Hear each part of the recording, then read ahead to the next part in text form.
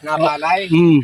Ah, 10 kaban yan, lahat yan? Kaya nang hindi magka-harvest. Mm. Harvest ako dito mga 80 kaban o 100 kung maganda yung panahon. Mm. Hindi may 90 kaban ako.